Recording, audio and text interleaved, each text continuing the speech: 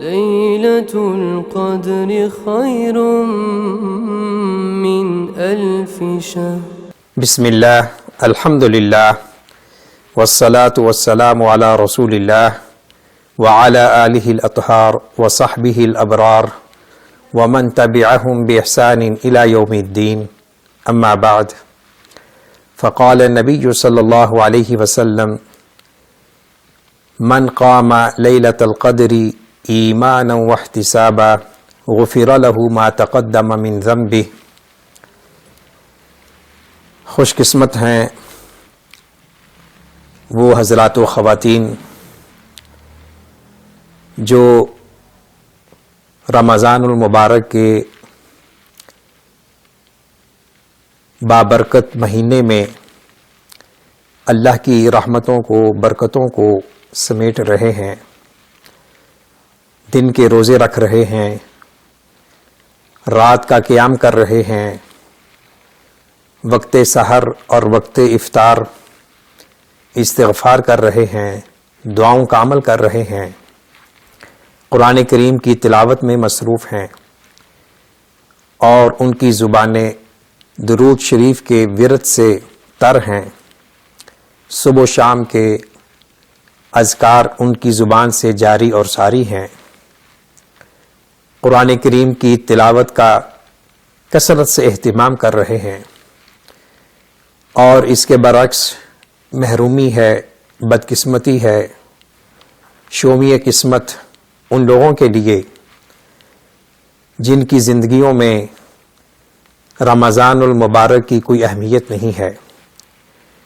نہ وہ دن کے روزے رکھ رہے ہیں، نہ راتوں کا قیام کر رہے ہیں، اور نہ ہی رمضان المبارک کے روزوں کی فرضیت کا احساس اور ادراک ہے، اور ان کے دن اور راتیں کھیل تماشا میں گزر رہی ہیں، لا یعنی فضول مصروفیات میں اپنے وقت کو ضائع کر رہے ہیں۔ اللہ رب العزت سے دعا ہے اللہ تعالی ہمیں ان خوش نصیب لوگوں میں شامل فرمائے جو رمضان کو اس انداز میں گزار رہے ہیں کہ یہ رمضان ان کے لیے وسیلہ نجات اور ذریعہ سعادت بن رہا ہے، وہ علم نافع اور عمل صالح کی دولت سے مالا مال ہو رہے ہیں۔ اللہ ہمیں ایسے بد نصیبوں میں شامل نہ کرے کہ رمضان اور قرآن ان کے حق میں ان کے خلاف گواہی دے، رمضان المبارک کا روزہ اور قرآن کریم کی تلاوت ان کے لیے شافع نہ بن سکے، اور وہ صحت تونگری رکھنے کے باوجود نہ وہ روزے رکھ رہے ہیں اور نہ ہی قرآن کریم کے ساتھ اپنے دلوں کو منور کر رہے ہیں۔ رمضان المبارک عموماً اور اس ماہ مبارک کا آخری عشرہ خصوصاً، اور پھر اس آخری عشرے کی تاک راتوں میں سے ایک وہ رات جسے شب قدر کہا گیا ہے، بالذات اللہ رب العزت کے فضل و احسان کا مظہر اتم ہے۔ یہ رمضان المبارک اللہ رب العزت کی صفت الرحمن الرحیم کا ایک عملی مظہر ہے۔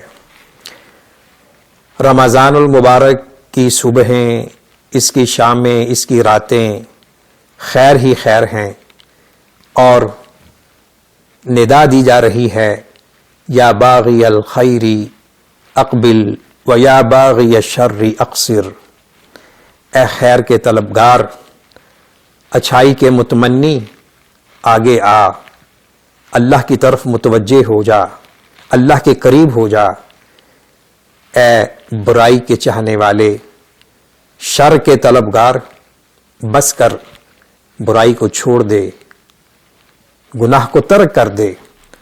یہ ندا ہر صاحب ایمان محسوس کرتا ہے۔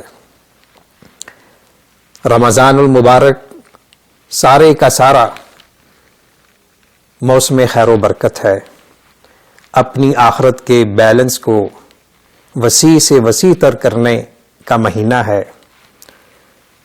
اس مہینے کا آخری عشرہ جو 2 دنوں کے بعد شروع ہو رہا ہے،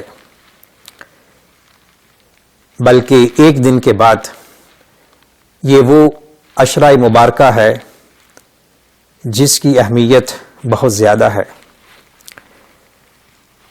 رمضان المبارک کے آخری عشرے کو کیسے گزارنا ہے اور اس میں ہم نے اللہ کی رحمتوں کو کیسے سمیٹنا ہے اور اپنے دلوں پہ جمع ہوا مادیت کا زنگار، اس کو کیسے دور کرنا ہے، دل پتھرا چکے ہیں اور سنگ دلی عروج پہ ہے، ہم نے اپنے دلوں کو نرم کیسے کرنا ہے۔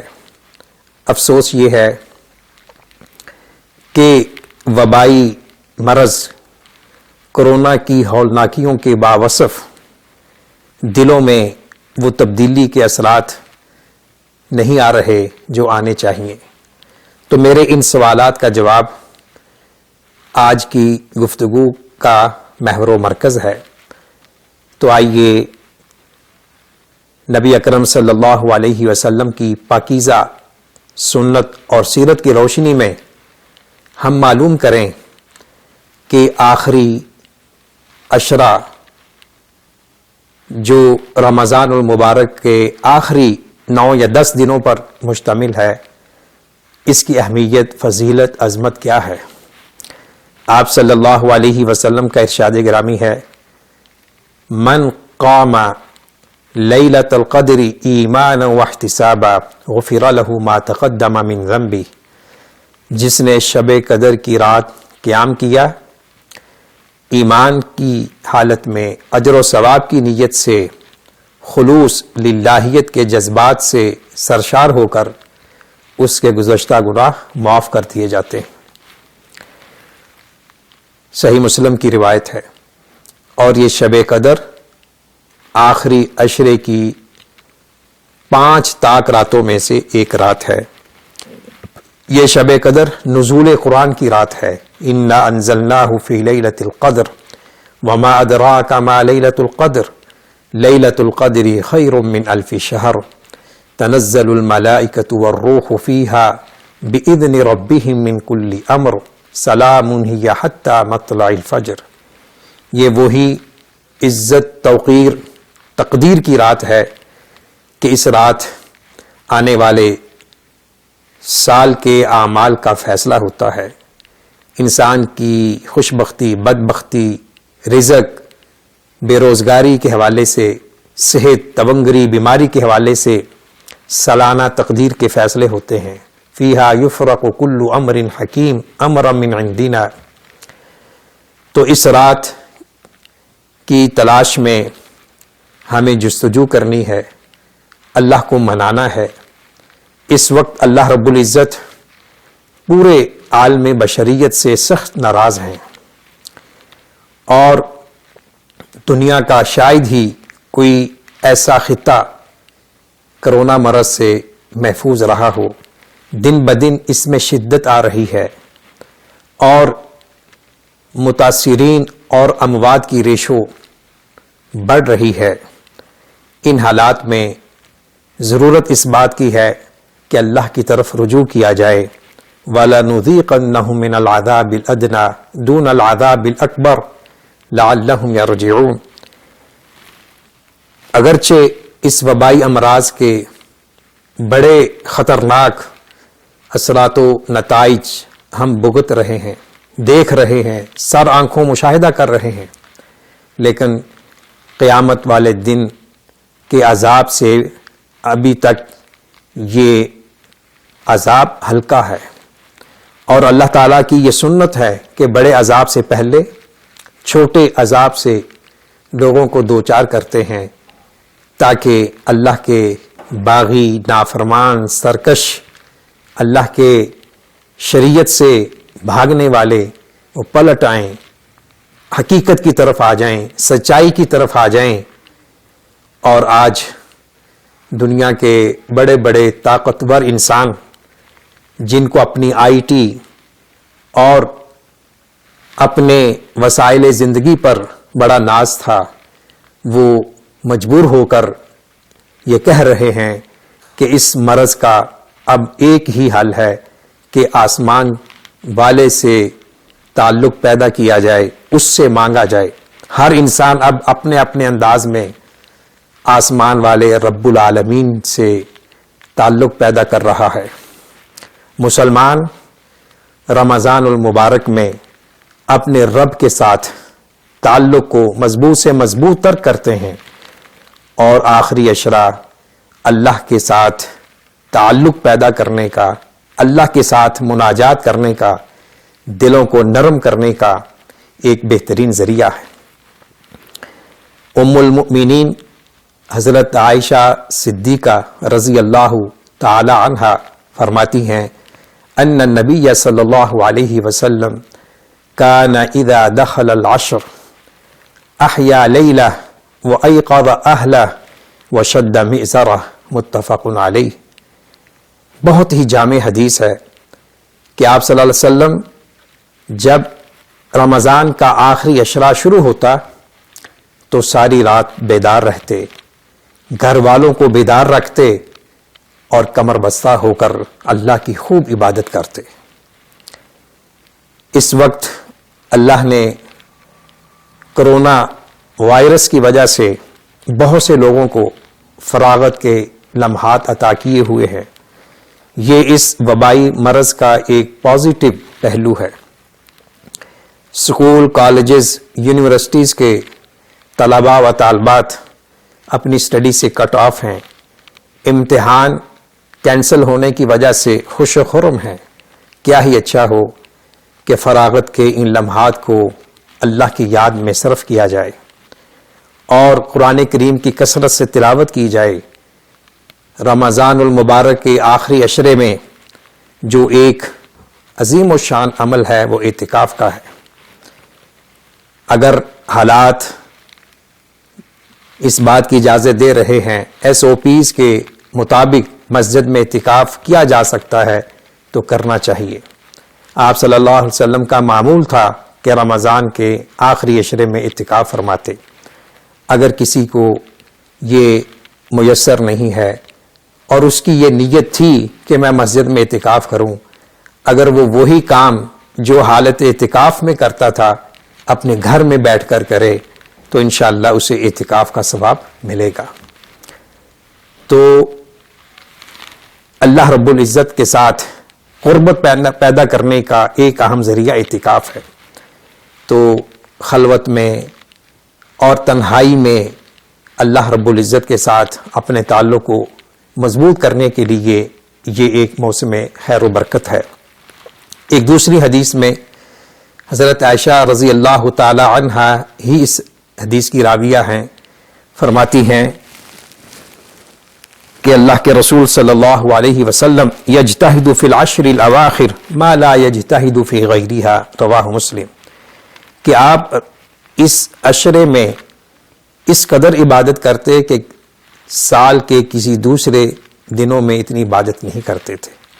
تو آخری عشرہ ہم سب سے اس بات کا مقتضی ہے، تقاضا کرتا ہے کہ اس مہینے میں ہم عبادت کے لیے صرف اور صرف ایک اللہ کی عبادت کے لیے کمر بستہ ہو جائیں، اور رات کا جو قیام ہے بالخصوص خواہ و نماز تراویح کی صورت میں ہو، قیام اللیل کی صورت میں ہو، اور انفرادی ہو، اجتماعی ہو، یہ قیام اللہ کو بڑا ہی پسند ہے۔ رمضان المبارک کے پورے مہینے کا قیام بھی وسیلہ مغفرت ہے۔ من قام رمضان ایمانا واحتسابا غفر له ما تقدم من ذنبه۔ تو آخری عشرے میں جو ساری راتوں میں انسان قیام کرے گا وہ انشاءاللہ شب قدر کو پانے والوں میں شامل ہو جائے گا۔ شب قدر ایک رات کی عبادت 83 سال 4 مہینوں کی عبادت سے بہتر ہے۔ 83 سال 4 مہینے جسے خیر من الف شہر کہا گیا ہے، 1000 مہینوں سے بہتر، برابر نہیں بہتر، کتنا بہتر وہ اللہ ہی جانتا ہے۔ تو قیام اللیل کے حوالے سے ایک اور حدیث سماعت فرما لیں۔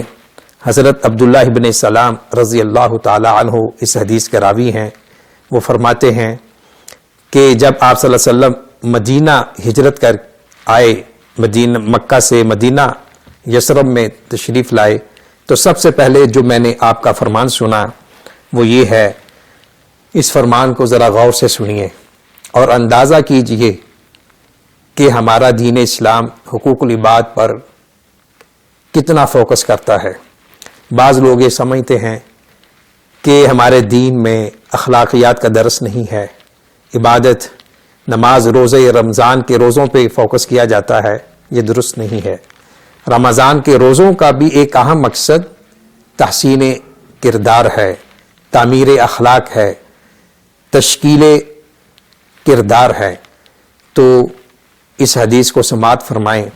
4 جملے ہیں، 3 جملوں کا تعلق حقوق اللہ سے نہیں، حقوق العباد سے ہے، انسان کے رویے سے ہے، انسانوں کے لیے ہے، اور ایک جملہ اللہ کے لیے ہے۔ یا ایھا الناس افشوا السلام واطعموا الطعام وصلوا الارحام وصلوا باللیل والناس نیام تدخلوا الجنة بسلام۔ صحیح سنن ابن ماجہ، سنن ترمذی کی روایت ہے اور صحیح ثابت حدیث ہے۔ اے لوگو، یا ایھا الناس، سب لوگ اس میں شامل ہیں۔ فرمایا کہ سلام پھیلایا کرو، کھانا کھلایا کرو اور صلہ رحمی کیا کرو۔ کتنے مبارک کام ہیں جسے مسلمان بھول چکے ہیں۔ سلام کہنے سے دلوں کی قدورتیں، کینہ، حسد، بغض ضائع ہوتا ہے، ختم ہوتا ہے، اور مسلمان المسلم من سلم المسلمون من لسانہ و یدہ کی تصویر بنتا ہوا نظر آتا ہے، جس کے ہاتھ سے، زبان سے مسلمان محفوظ رہتے ہیں۔ تو سلام ایک پیغام امن ہے، پیغام سلامتی ہے، اور کھانا کھلایا کرو۔ آج کل کے زمانے میں اس نیکی پر عمل کرنے کی بڑی ضرورت ہے، بالخصوص مزدور طبقہ، دہاڑی دار لوگ، کم آمدنی والے لوگ ہماری سخاوت کے منتظر ہیں۔ ان کے ساتھ حسن سلوک کرتے ہوئے ان کے گھروں میں کھانا پہنچایا جائے اور راشن کا بندوبست کیا جائے۔ کھانا پکا کر کھلانا یہ افضل ہے۔ وصلوا الارحام، اور صلہ رحمی کیجئے۔ کتنے ایسے مسلمان ہیں، مسلمانوں کی بات کر رہا ہوں، کہ جن کے رشتہ دار ان کے رویوں کی وجہ سے، ان کی سختی کی وجہ سے، ان کے منفی کردار کی وجہ سے ان سے نالاں ہیں، ناراض ہیں۔ تو یہ ضرورت ہے کہ ان کے ساتھ حسن سلوک میں مسابقت کی جائے۔ یہ صلہ رحمی سے عمر بھی بڑھے گی، مال میں بھی برکت ہوگی، اور کرونا وائرس کا جو خوف ہم پر چھایا ہوا ہے اس سے بھی نجات ملے گی۔ وَصَلُّوا بِاللَّيْلِ وَالنَّاسُ نِيَامٌ، اور جب لوگ سوئے ہوں تو رات کو قیام کیا کرو۔ یہ جملہ ہماری گفتگو کا محل شاہد ہے کہ جب لوگ سوئے ہوں، اکثر لوگ رات کو سوتے ہیں، تو رات کی تنہائیوں میں، رات کی تاریکیوں میں اللہ رب العزت کے ساتھ محبت، اس کی یاد کے چراغ جلانا، یہ ایمان کی نشانی ہے۔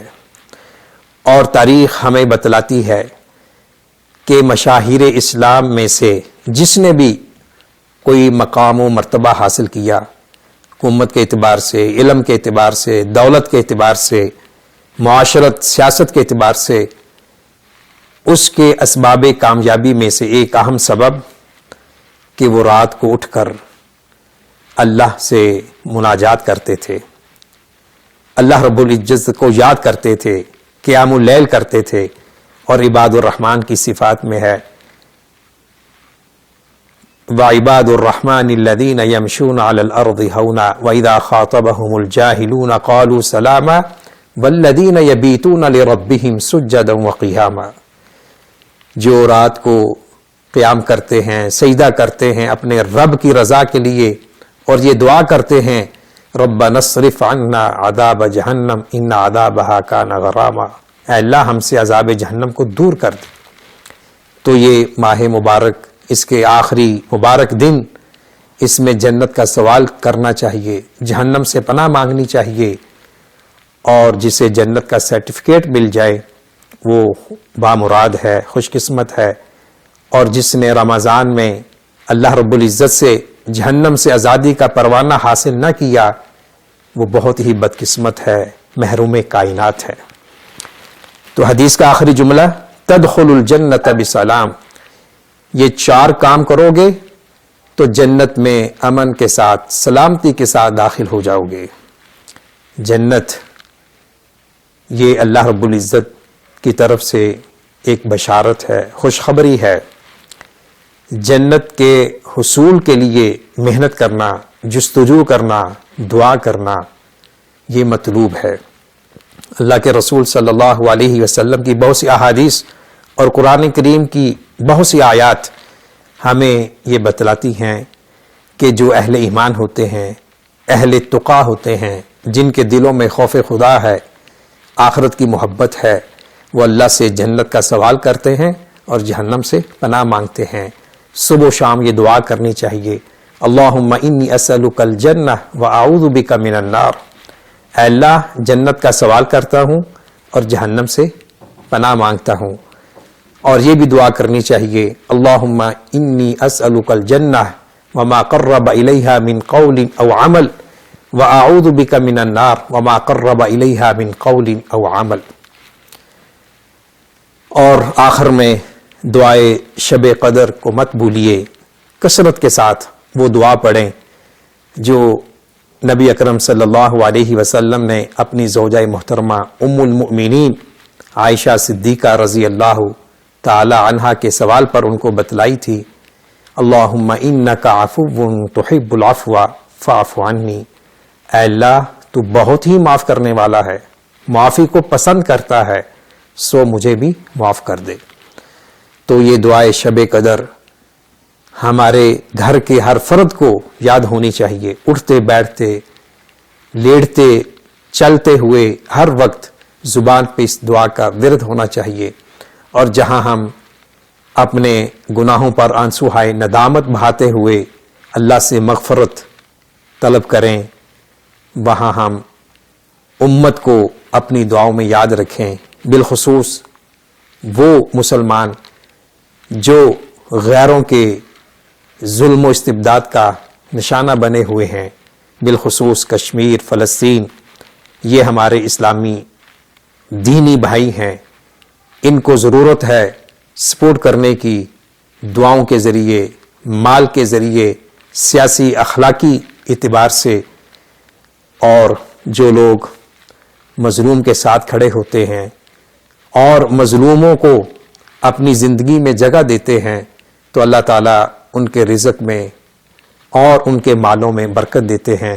حدیث میں ہے انما ترزقون بضعفائکم، اور دوسری حدیث میں ہے تنصرون بضعفائکم، تمہیں رزق دیا جاتا ہے، تمہاری مدد کی جاتی ہے تمہارے کمزور لوگوں کی وجہ سے۔ ہمارے اس پڑوس میں کتنے کمزور لوگ ہیں، کتنے خاندان ہیں جو روزگار سے محروم ہو چکے ہیں، جن کے پاس سحری افطاری کا سامان نہیں ہے، اور کتنے یتیم ہیں جو ہماری توجہ چاہتے ہیں، اور ان کے سروں پر دست شفقت رکھنے کی ضرورت ہے۔ ایسے لوگوں پر فوکس کیجئے، ان پر توجہ دیجئے، اور آخری عشرے میں جتنا ہو سکتا ہے ہر عمل خیر کرنے کی جد و جہد کیجئے، اور اخلاص ہو اول تاخر، انما الاعمال بالنیات، عمل تھوڑا ہو، بڑا ہو، اعلانیہ ہو، پوشیدہ ہو، مقصد اول تاخر یہی ہو کہ اے اللہ مجھ سے راضی ہو جا، اے اللہ میرے گناہوں کو معاف کر دے، اے اللہ ہمارے حال پہ رحم فرما، اللہم ارحم حالنا ولا تنظر الی سوء اعمالنا، اے اللہ ہم مزید آزمائش کے متحمل نہیں ہیں، ہمیں معاف فرما دے۔ ربنا لا تؤاخذنا ان نسینا او اخطأنا، ربنا ولا تحمل علينا إصرا كما حملته على الذين من قبلنا ربنا ولا تحملنا ما لا طاقة لنا به واعف عنا واغفر لنا وارحمنا انت مولانا فانصرنا علی القوم الکافرین۔ آخری گزارش والدین سے کروں گا کہ بچے امتحانات کے فکر سے آزاد ہو چکے ہیں، اب یہ مرحلہ تمام والدین کے لیے چیلنج ہے کہ وہ ان ایام میں، ان دنوں میں بچوں کو اسلامک ٹریننگ سے اٹیچ کریں، ان کی اس انداز میں تربیت کریں، ان کو ٹارگٹ دیں آخری 10 دنوں میں بالخصوص کہ بچہ آپ نے اتنے پارے پڑھنے ہیں، یہ دعائیں یاد کرنی ہیں۔ کس قدر افسوس سے کہنا پڑتا ہے کہ ان مبارک راتوں میں بھی گراؤنڈز، گلیوں میں کرکٹ کھیلا جا رہا ہے، آوارہ لوگ پھر رہے ہیں۔ تو ضرورت اس بات کی ہے کہ بچوں کی تربیت کی طرف توجہ دی جائے، صرف اپنے بچوں کے لیے نہیں، ہمارے ماتحت ہمارے جو طلبہ ہیں، سٹوڈنٹس ہیں، ہمارے ماتحت ہمارا جو عملہ ہے، سٹاف ہے، اس پر بھی توجہ دینے کی ضرورت ہے۔ اللہ رب العزت ہمارے وجود کو ہمارے لیے اور دوسروں کے لیے منارہ نور بنائے، ذریعہ رشد و ہدایت بنائے۔ وآخر دعوانا ان الحمد للہ رب العالمین۔